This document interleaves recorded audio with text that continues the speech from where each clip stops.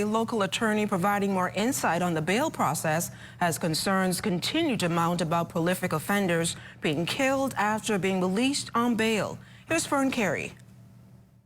It's an ongoing concern in the country, the number of repeat offenders being released on bail only to lose their lives violently on the streets shortly afterwards.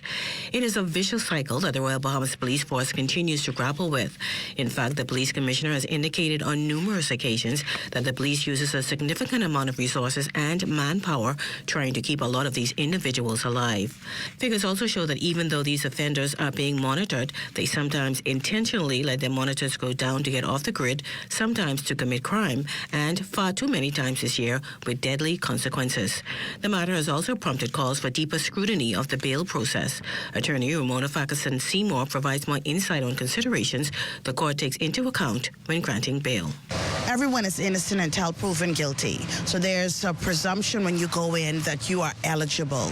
However, the court looks at all of the circumstances involving that defendant, whether or not their demographic, whether or not they are likely to reoffend again. So they're looking at antecedents, and as well as, let's say, for instance, depending on the matter, if it's a matter of sexual offense, they look to see whether or not the person can be housed or live separate and apart from the virtual complainants. Will they interfere with other witnesses? Are they likely to reoffend again? There are also instances where bail is revoked, particularly if bail conditions have been breached. When the court gives an adjourned date, if you fail to appear, or if it is that you're constantly coming late. Also, sometimes there are reporting conditions. If you fail to report, now there are ankle monitors involved. Let's say you're failing to charge that ankle monitor, and there is a report and a feeling that you're doing things deliberately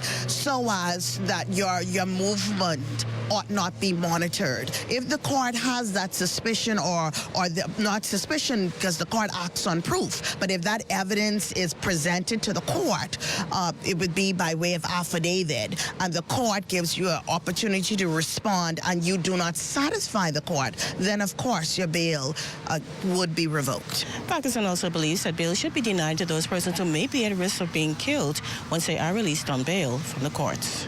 Yes, I believe it should be, because again, the court wants to assure the safety not only of witnesses but of the defendant as well, that they are able to attend court on the day that is given, and that they can then defend themselves. The charges are laid and the trial process can go on. The court is concerned about that, ensuring that process can go ahead and be successfully completed.